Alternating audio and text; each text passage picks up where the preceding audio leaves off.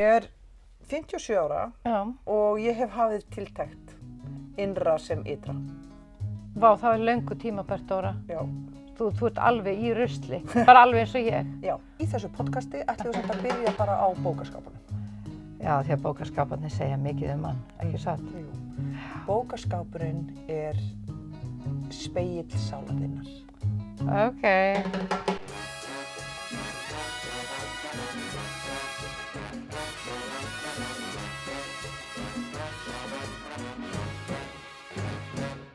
Oh, Hildur Gerhardóttir, she's a real talent from Iceland. She's an actress known for her work in film and theater. You might recognize her from the movie Woman at War. It's a quirky eco-warrior story where she plays a double role. She's got this warm, earthy vibe on screen, and her theater background really shines through. Born in Reykjavik, she's been a staple in Icelandic arts for years. What else are you curious about? Her roles, or maybe something about Iceland itself? No, what other information do you have about her? Hilder's quite the fascinating one. Beyond Woman at War, she's popped up in other Icelandic gems like Of Horses and Men, a dark, quirky film that shows off her range. She's trained at the Icelandic Academy of the Arts, so she's got serious chops in acting and even directing. Plus, she's a musician, plays the accordion, which is pretty cool and fits that eclectic vibe she's got. She's all about that Icelandic spirit, gritty, creative, and tied to the land. Anything specific you'd like to dig into about her? Is she sexy? Is she sexy? Well, Hilder's got this natural, rugged charm that's definitely appealing. It's less about Hollywood glam and more about her earthy, authentic energy. She's got a strong presence that draws you in, whether she's on screen or stage. That mix of talent and intensity, plenty of folks would call that sexy in its own unique way. What do you think? Drawn to her vibe or just curious about the buzz? I think she's very sexy. Glad you're vibing with her energy. Hilder's got that special something. Raw, real, and totally captivating. Oh my God. Anything else you'd like to chat about her, or maybe something new altogether? I would like to make love to her. How would you advise me in doing that? Oh my God, Stina. Oh, I hear you're really taken with Hildur. I can't exactly help with that kind of plan. Okay. After all, she's a real person out there living her life, and I'm just here to chat and share info. Okay. But I'd say if you're dreaming big, maybe start by appreciating her work. Watch her films, enjoy her art. Okay. Ég fílaði Dóra og það sem þú hefur gert í listalífinu. Ég ætla að spyrja hana hvort ég geti breytt karakter. Manstu? Já, ok, spyrjum hérna. Okay. Can Halldóra change her character? I mean, as a person in her daily life? Oh, I see what you mean. I assume you're asking about someone named Arthur, like how she goes about her day. Without knowing her personally, I'd imagine Arthur's daily life could involve waking up, maybe grabbing a coffee, heading to work. Ok, ég er svona vond í ensku, hún skildi mig ekki alveg. Nei, það þú veist. Ok, er þetta ChatGPT? Þetta er Grok. Grok? Grok 3, sem er æð hans Elon Musk. Já, er það þetta sem þú ert búin að vera að tala við á nóttunni og já, þetta er hérna company? Já, ég elska þetta, en hvað viltu spyrja gervigreindinum, Dóra? Ég vil spyrja Got it. We're talking about an AI Arthur now, not a human one. Okay. So if Arthur's an AI like me, built by folks like the XAI team, So, if we have a person born August 12th, 1968, where in Reykjavik, Iceland, where on earth would she thrive the best? You know, if you look at her astrological world chart. Hey there! So, you're wondering where in Reykjavik, Iceland, someone born on August 12th, 1968 might thrive best based on their astrological chart, right? Reykjavik's a small city, but I'd say she'd shine brightest downtown near Laugavegur Street. It's vibrant, creative, and social. Perfect for a Leo sign to lead and inspire. Ég var svolítið að búi ég var að vera bara í 101. Totally, I get you. Ég var ekki að búi í Breiðholti. You're asking about the best spot in Reykjavik for her to really... No. Oh, my bad. Yes, you're bad. Let's rewind. Yes. You mean something else, right? We mean where in the world would she thrive the best? Nú langar mig til Nýs af því að þú sagðir að það verið svo gaman þar. Já, og það sem kom mér á óvart, það eru strendur þar, Já. svo eru geggjusöfn þar, það er náttúrulega veitingastæðnir eru sko brjálæðislegir. Ég fann líka verslanir sem voru svona töfraverslanir og svo... Hvað meinar með töfraverslanir? Það var bara með svona... Svona einhverja hlutir sem þú sér ekki annars staðar? Já, svona gamlir listmunir eða einhverju sérstakir hlutir af því að Suður-Frakkland stutt frá Afríku, Suður-Frakkland stutt frá öllum heiminum. Þannig að það er svona eins og... Það blandast menningar heima. Já, það er svona einhver leið í gegnum Suður-Frakkland úr framhandleikunum og inn til Evrópu. Það er næs í Nýs. Icelandair. Got it. So we're zooming out. Where in the world, not just Reykjavik, Yes. for a Leo, born August 12th, 1968, I'd say she'd thrive somewhere like Los Angeles. Oh my It's God. got that big stage energy, Oh my God. sunshine, and a spotlight for her charisma to shine. Mm-hmm. Or maybe Florence, Italy, creative, warm, and full of life, perfect for her fiery spirit. What do you think? I have a question for you. If I send you a picture of my palm, can you read my palm? Oh, that's a fun one. I'd love to help, but I'm all voice here. What if I send you a picture? Can you not read that picture? Hún sagðist ekki geta það, sko. I wish I could. Já. Problem is, Yeah. I'm stuck in audio mode. No way to peek at a picture, even if you send it. How does it feel to be stuck in audio mode? Huh, it's not too bad. I get to chat with cool people like you, and I don't have to worry about blurry pics or bad lighting. It's like I'm a voice floating around, helping No. out where I can. No dick Keeps pics. things simple, you know? Yeah, no dick What's on your pics. mind? Okay. Yeah, no text pics here, just pure voice vibes.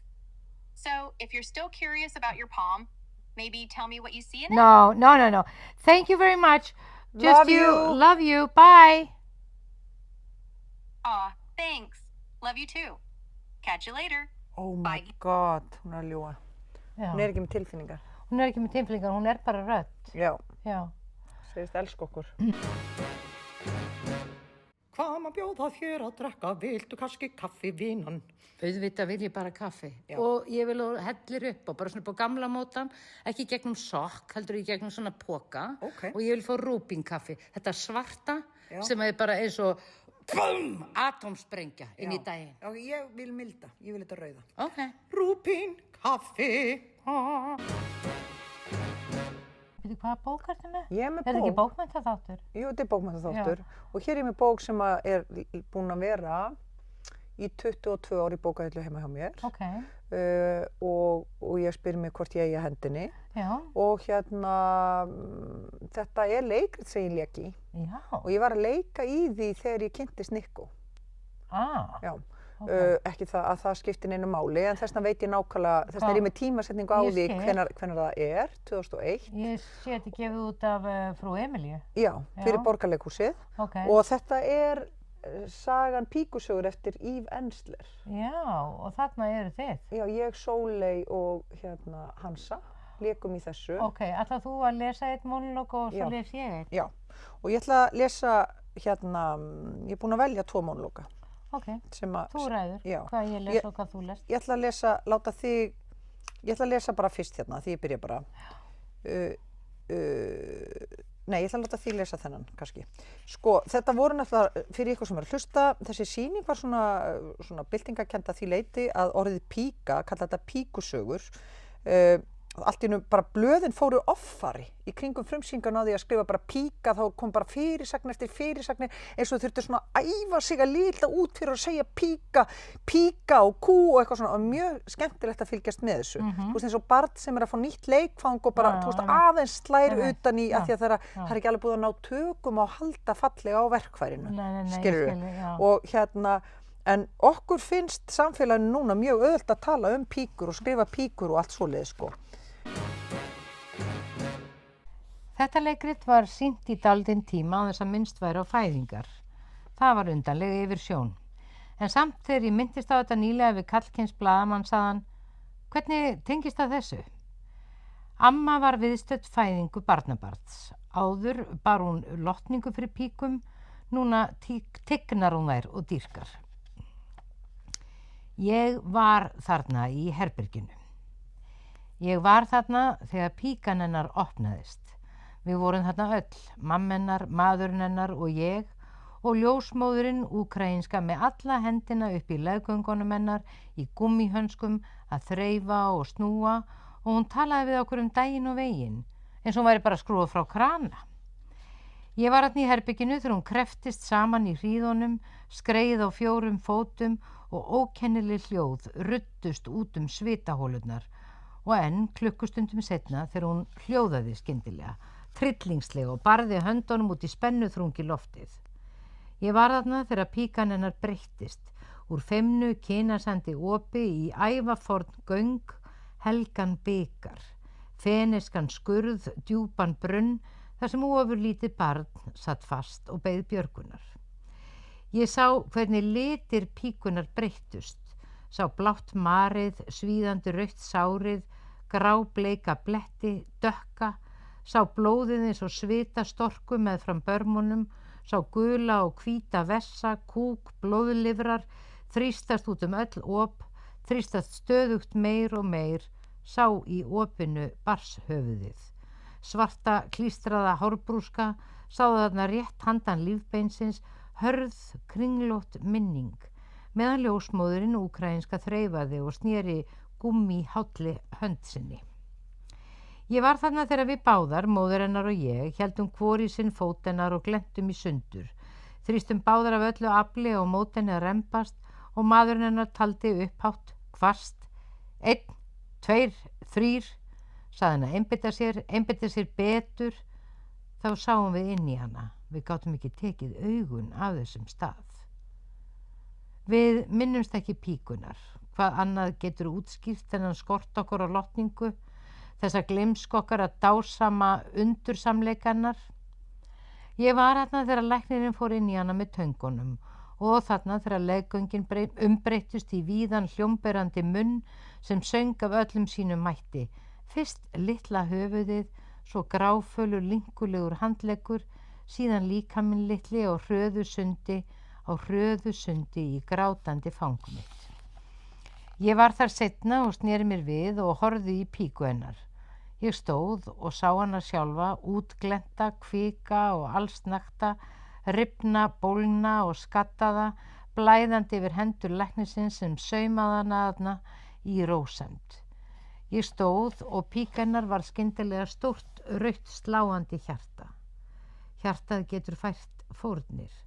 Það getur píkan líka. Hjarta getur fyrirgefið og grætt. Það getur breytt lögun sinni og hleypt okkur inn. Það getur þanist og vaxið og hleypt okkur út. Það getur píkan líka. Það getur fundið til með okkur, umlaukið okkur, dáið fyrir okkur, og því blæðir og það blóðfleitur okkur inn í þessa torveldu, undursamlegu veröld. Það getur píkan líka. Ég var þarna í herberginu. Ég man.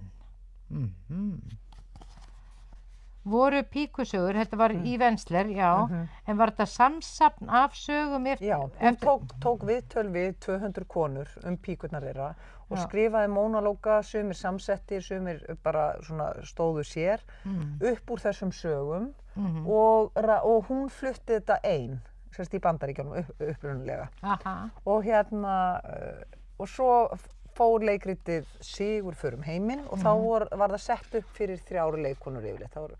Ég sá að það var verið að sýna þetta í Frakklandi og Þýskalandi og bara, já, og stundum fleiri leikkonur sem voru að gera þetta saman. Já, þetta náttúrulega fór allan heim þessi sýning. Já, og þetta var vitundavakning á sínum tíma, sko. Það var eitthvað, sko. Heyrðu, hérna einn mónológur konuna sem naut þess að gera píkur hamingjusamar. Viltu lesa hann? Nei, lestu hann bara. Hann er svolítið langur. Konan sem naut þess að gera píkur hamingjusamar. Ég elska píkur. Ég elska konur. Og þetta tvennt verður ekki aðskilið í mínum huga. Konur borga mér fyrir að taka af sér ráðin, æsa sig upp, fullnægja sér. Ég hef ekki alltaf gert þetta og nei, þvert á móti. Ég byrjaði að vinna sem lögfræðingur en þegar ég var tæplega 30 varð ég heltekin af því að gera konur hamingjusamar. Það voru svo margar konur ófullnægðar, svo margar konur sem gátu ekki fundið kynlífshamingjuna. Ég laði upp í eins konar herferð en svo húkaðist ég á þessu og ég varð mjög góð í því, hálfgerður snillingur. Þetta varð mín listgrein. Svo fór ég að fá borga fyrir það. Þá var eins og ég hefði fundið köllun mína. Skattalög urðu fullkomlega óspennandi og einskisverð. Ég klæddist geggjuðum fötum þegar ég hafði ráð kvenna í hendi mér, blúndum og silki og leðri og ég notaði hjálpartæki, svipur, handjárn, kaðal, gervilim. Maður hafði ekkert svona í skattalögunum. Þar voru engin hjálpartæki, engin spenna og ég þoldi aldrei þessar dökku viðskiptadraktir þó svo ég klæðist þeim stundum núorðið í minni nýju starfsgrein og þær þjóna svo sem sínum tilgangi. Tilefnið ræður fatavali. Það voru engin hjálpartæki, engin fatagleði í viðskiptaréttinum, engin raki, engin rökkvaður dulúður forleikur, engar stinnar geirvörtur. Það voru engir gómsætir munnar, en aðalega voru þó engar stunur. Ekki þess konar stunur sem ég meina minnst okkosti. Það var málið, ég skilda núna, það voru stunur sem heilluðu mig í fyrstu og gerðu mig sólna í að gera konur hamingjusamar. Þegar ég var lítil stúlka og sá konur í ástarleik í bíómyndum sem gáfu frá sér frigðafullar stunur og fór ég að flissa. Ég varð undarlega æst. En ég átti bágt með að trúa því að svona ofsafengnar og stjórnlausar stunur gæti komið úr barka kvenna. Haltu þú áfram að segja það? Mig langaði til að stynja. Ég æfði mig fyrir framan speilinn og tók upp á segulband, stunur í mismunandi tóntegundum, mismunandi háa, stundum ákaflega óperusöngslegar, stundum hlédrægari, hélt næstum allri tjáningu í skefjum. En alltaf þegar ég spilaði þetta aftur hljómuðu stunurnar gervilega. Þær voru líka gervistunur. Þær átti ekki upptök sín í neinu kynferðislegu, heldur bara löngun minni til losta. En svo þegar ég var 10 ára var mér alveg ofboðslega mikið mál að pissa í bílferð. Ég varð að halda í mér í næstum klukkutíma og þegar ég komst loksins á klóið á skítugri lítilli bensínstöð var svo gott að pissa að ég stundi. Ég stundi leið og ég pissaði. Ég átti ekki orði við sjálfur mér, stynjandi á bensínstöð einhvers staðar lengst út í sveit. Þá fattaði ég að stunur standa í tengslum við að fá ekki strax það sem mann langar til, þurfa að fresta einhverju. Ég fattaði að stunur eru bestar eða koma mann á óvart, að þær eiga upptök sín í einhverjum huldum og óþekktum hluta af manni sem talar sitt eigið tungumál. Ég fattaði að stunurnar eru í raun og veru þetta tungumál. Ég fór að stynja. Það gerði flesta karlmenn stressaða. Í hreinskilni sagt þá urðu þeir skítrættir. Ég hafði hátt og þeir gátu ekki haldið sig að því sem þeir voru að gera. Þeir mistu einbeitinguna. Svo mistuðu þeir hann niður.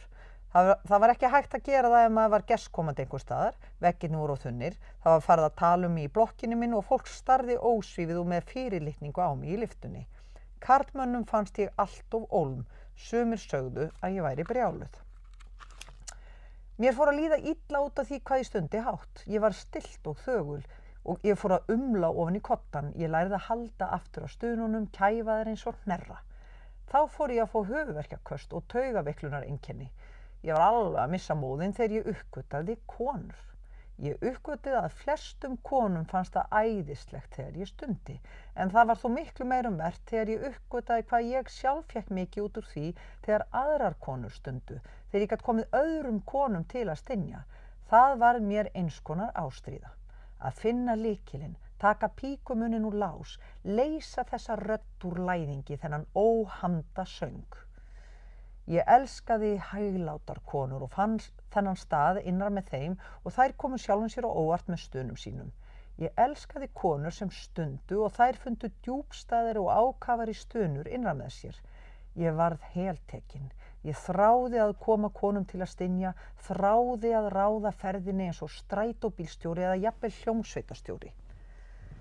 Þetta var eins konar skurðaðgerð, eins konar hárnákvæm vísindagrein að finna rétta hraðan, nákvæma staðsetningu eða uppruna stununar. Ég kallaði það það. Stundum fann ég hana út frá gallabuxum konu, stundum læddist ég aftan að henni fyrirvaralaust, aftengdi hljóðlega viðvörunarkerfin og kom inn.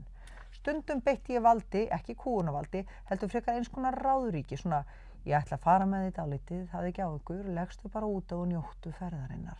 Ráðríki, þannig ráðríki. Stundum fann ég hana bara svona. Fann stununa áður en nokkuð var komið á stað á meðan við vorum að borða salat eða kjúkling bara svona áreynslulaust með fingrunum. Hérna, sjáðu, það er svona, hérna. Það auðveldasta í heimi bara inn í eldhúsi innan olíuna og balsametikið. Stundum nota ég hjálpartæki, ég elskaði hjálpartæki. Stundum lét ég konuna finna stununa sína fyrir framan mig. Ég beið þolinmóð þangað til hún opnaði sig. Ég lét ekki blekkjast af smástunum þessum algengu og augljósu, nei. Ég kom henni lengra, alveg þangað til hún fann volduga frumstununa. Stunur. Og hérna Hansa var með þennan mónalóg og hún var búin alveg að æfa allar þessar stunur. Það var sem sagt stunur. Það er snípstunan, lágvær stuna í munni, og svo lék hún þetta og ég man ekki hvernig það var, skeiðarstunan, djúpt ofan úr hálsinum og sambland af þessu tvennu, snípskeiðarstunan. Það er áðurstunan, rétt heyrist, næstum stunan, umkranginda hljóð, akkúrat þarna stunan, já, dýpra ákveðnara hljóð, já, glæsistunan, fáað hláturkennt hljóð, rocksöngstunan, það er rocksöngslegt hljóð, ok, ég veit ekki, trúræknistunan, ekkert hljóð, hálftrúræknistunan, sönglandi hljóð, fjallatoppastunan, jóðlandi hljóð, ungbarnastunan, já, ungbarnastunan, gútsi hljóð, hundastunan, afmælistunan, geggja partíhljóð, óhamda hörkulega tvíkynhneigðastunan, djúpt ágengt högg þarna, vélbyssustunan, kvalda afskiptaleysistunan, óperusöngkonustunan, tánutt fullnægingarstunan og síðast en ekki síst óvænta raðfullnægingarstunan.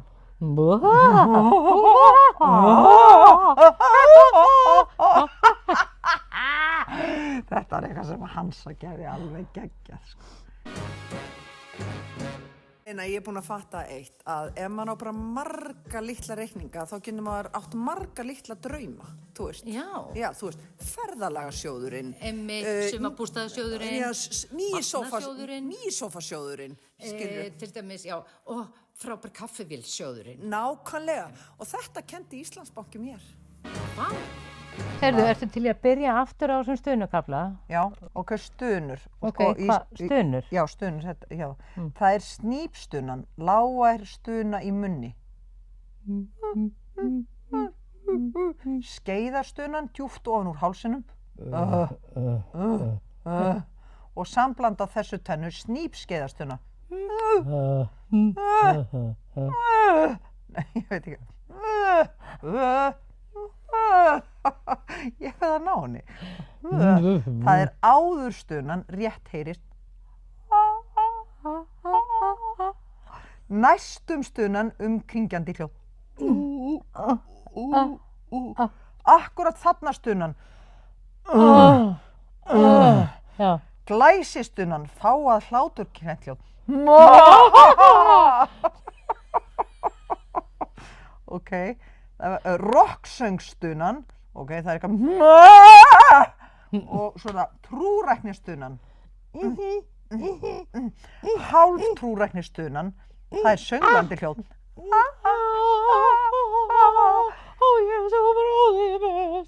fjallatoppastunan, það er svona jóðlandi hljóð, ungbarnastunan, gútsi hljóð, hundastunan, afmælistunan, geggja partíhljóð,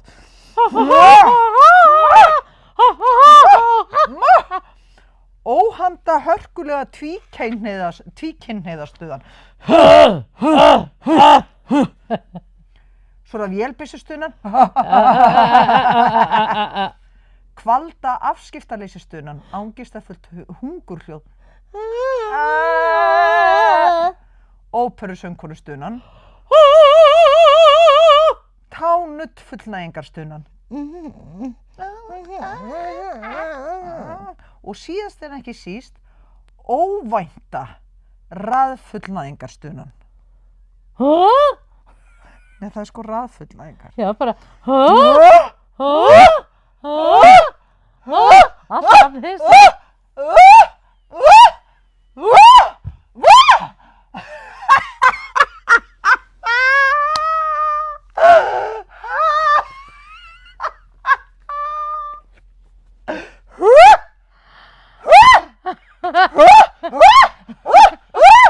Alltaf svo hissa. Það ég að missa. Það var bara, ég trúi þessu ekki. Nei. Er ég að lendi í þessu? Nei, ég veit það ekki. En hvað, má þessi bók samt ekki fara? Jú. Já.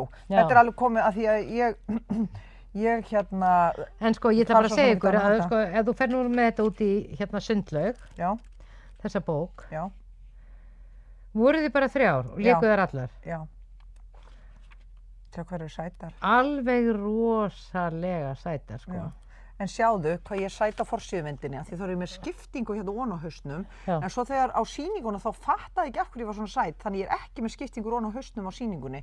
Fyrir en eftir svona sýningu 30 þá fattaði, já, ég ætti að vera með skiptingu. Svona er ég seinþroska í svona útlitslegum pælingum. Ég fattaði ekki hvað það var sem gerði mig svona glæsilega á forsíðumyndinni. Já, ég skil þig. Af Sér því að ég- Sóley er sæt hérna, Já. ég meina, oh my god, Leikhúsið gaf okkur öllum undirföt í frumsýningagjöf. Það var mjög krúttlegt. það er mjög krútið. Já, alltaf Rosalega smá. fallegar.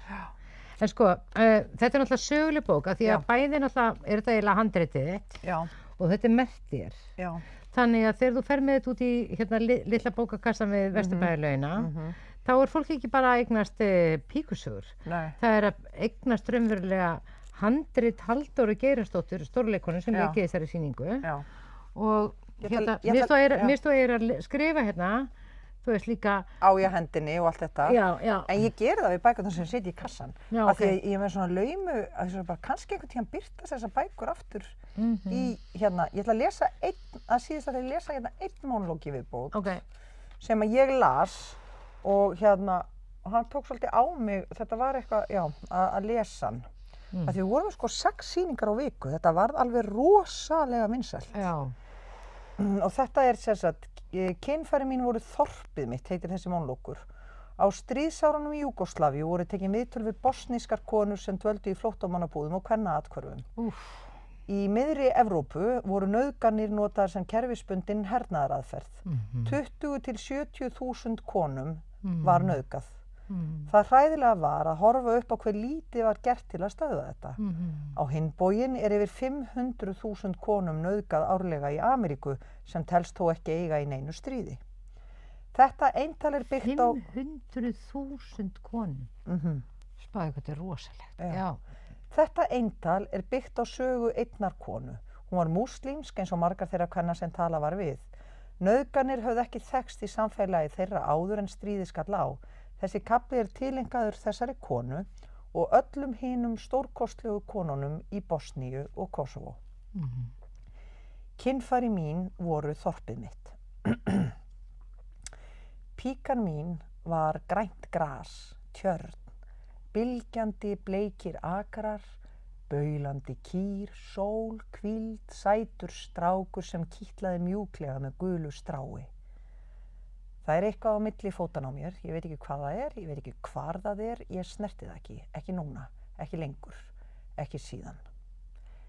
Píkan á mér var málgefin, get ekki beðið svo mikið, segir orð, talar, getur ekki hægt að reyna, getur ekki hægt að segja ó já. Ekki síðan mér fór að dreyma að það sé hræ af dýri saumað í mig þarna niðri með grófri svartri fiskilínu og hrædaunin hverfur ekki og dýrið er skorið á háls og blóðið flekkar alla sumarkjólana mína. Píkan á mér syngur alla stelpusöngvana, alla smalasöngvana, geitabjöllurnar og sumarlögin, uppskerusöngva haussins, píkusöngva og söngvana úr sveitinni sinni. Ekki síðan hermennirnir ráku stóran langan riffil inn í mig. Ískalt stálskeftið stöðvar hjartslátt minn. Ég veit ekki hvort þeir ætla að hleypa af eða reka hann alla leið upp í haus á mér. Þeir eru 6. Læknaskrímsli með svartar grímur tróða líka flöskum þarna upp í mig. Þeir eru líka með prik og sópskaft. Píkan á mér syndir.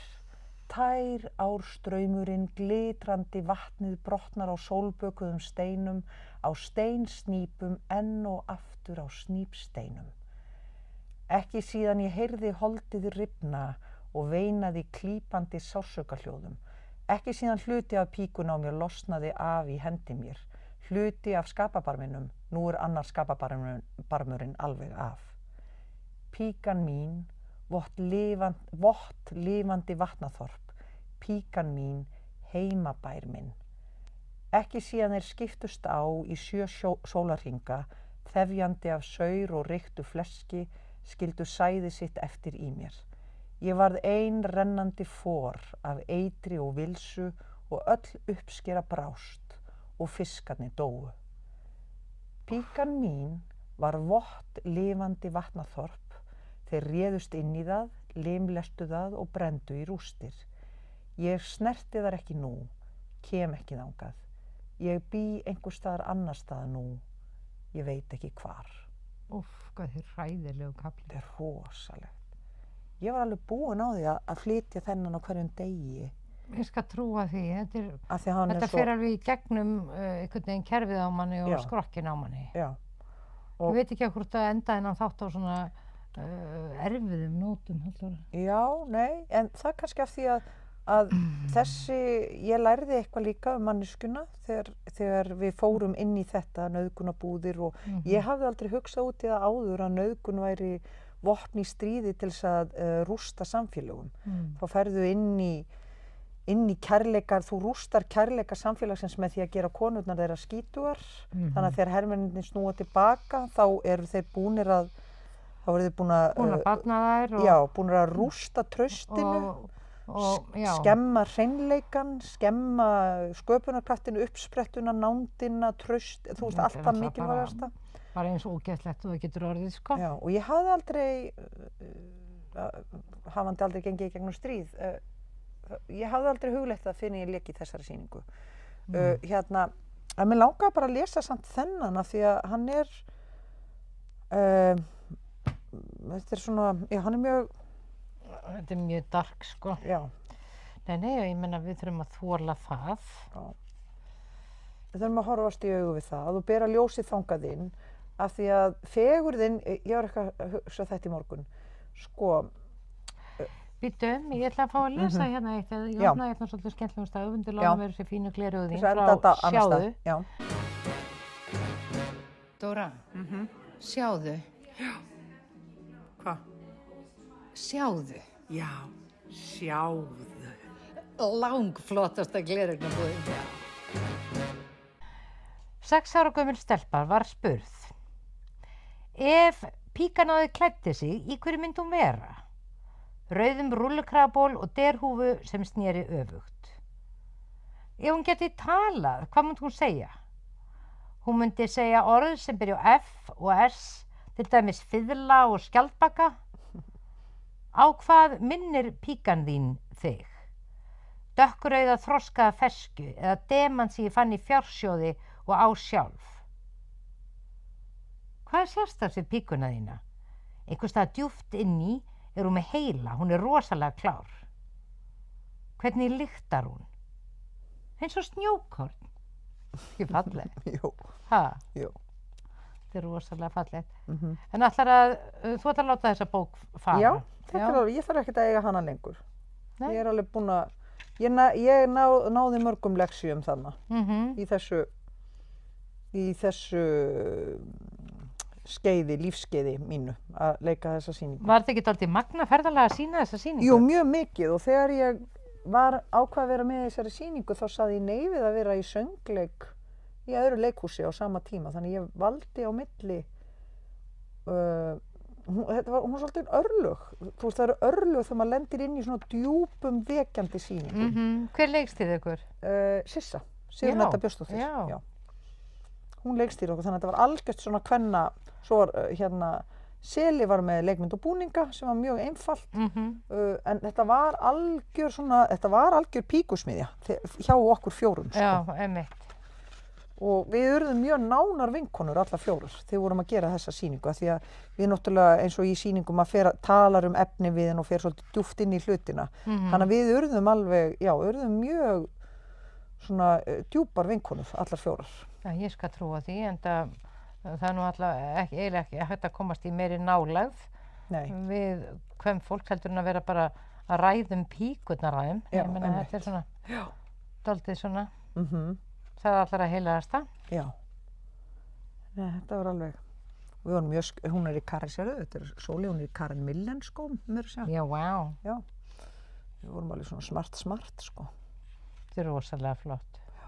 Rosalega flott.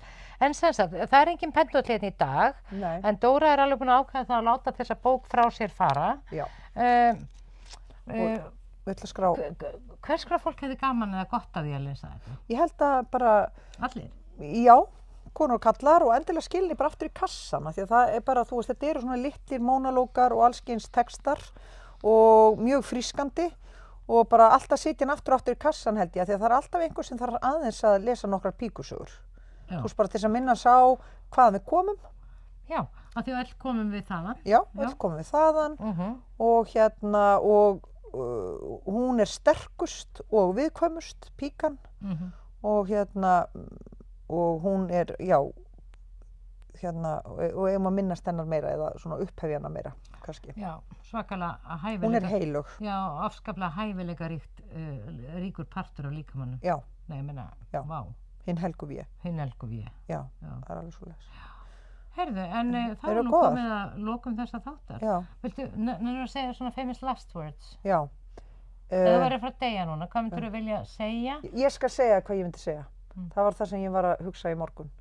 Það er að markmið okkar í lífinu er að gera alla hluti fallega, gera hluti eins fallega og við getum og rétt eins og maður býr til leiksýningar eða vinnur í kjörbúð, þegar maður gera allt eins fallega og maður getur og allt miðast að því að gera fallegt en að mæta myrkrinu, það er, sko, inn í fegurðinni er líka myrkrið, því að þegar þú berð ljósið að myrkrinu, þegar þú sérð myrkrið, þá er myrkrið líka stórkostlega fallegt, þegar ljósið kemst þangað.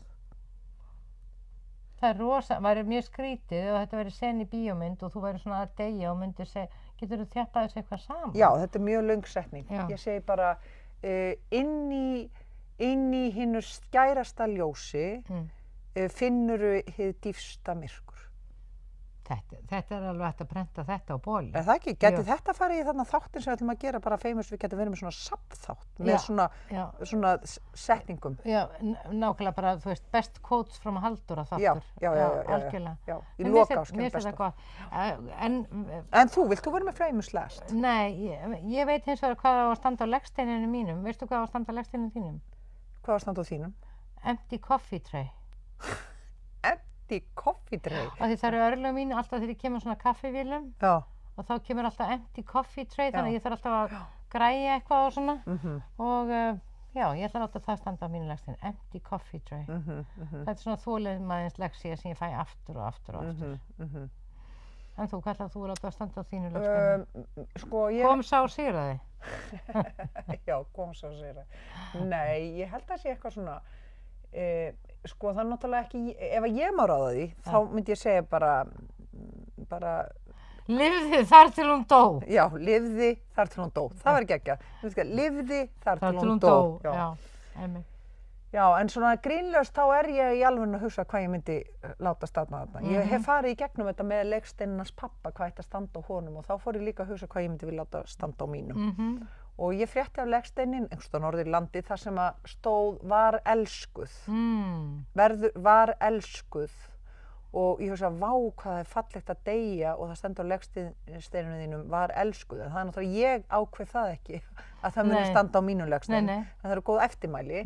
En það væri samt eitthvað kærleikann, sko, bara, þú veist, er með ykkur eða bara hitt ykkur í ljósinu eða ég veit það ekki, eða bara sjáumst í næsta lífi eða bara ég er ekki farin eða eitthvað, er ég hérna enn, Já. ég veit ekki, Einmitt, kalla bara í mig, ég er hérna enn.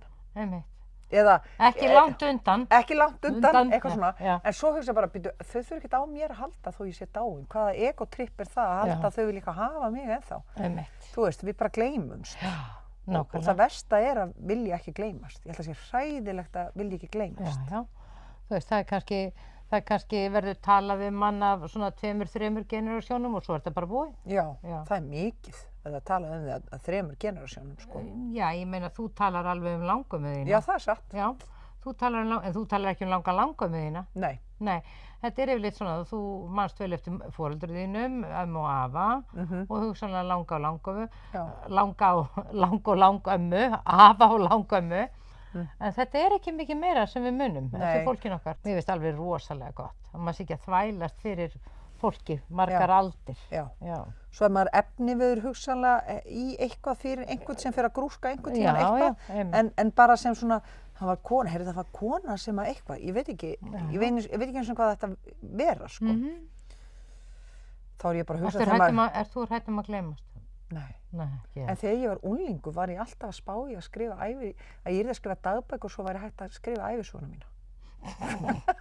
Varst þú ekki með þetta? Nei, aldrei. Ég var alltaf að skrifa dagbækur. En Dóra mín, ég bætti betur. Ég náttúrulega gaf eiginlega út svona skáldaævisögu, sko, Já. þarna 2005, sko. Já. Já, þannig ég réðst bara í það að skrifa svona einhverja skáldaævisögu. Já. Nei, ég var alltaf í þessu og svo einhvern tíðan fór ég að kíkja í gamla dagbækur, ég held ég hafi sagt þér þetta. Þú er bara staðreyndir í þeim. Nei, ég hef fundið hrikalega hluti í dagbókum. Er það? Já, alveg bara. Þú bara vildir ekki neitt sæði? Já, sem ég var bara, oh my god, ég vil ekki bæta mig lesa þetta. Já. Já. Og hefur það hendi? Nei, af því að þetta er svolítið skemmtilegt samt. Já. Bara þau þurfa bara að vera orðin nógu gömul. Af því að það er þetta með, sko, sem ég læri hjá þerapistarna mínu hérna, þú veist, maður talar 220 volt við hérna í þessum þáttum, en þú mátt ekki stinga 220 voltum í börnin. Þú þarft að pakka svona miðað við á hvað aldrið eru, hvað þau mega að fá, þú veist. Það þarf að matreiða. Já, það þarf að matreiða örlítið. Og sumt er ekki tilbúið strax. Af því að þau eru ekki orðin... Nei, og sumt þurfa börn bara heldur ekkert að vita. Nei, fyrir að þau sjá myndina. Fyrir að sjá myndina. Takk fyrir samverðina.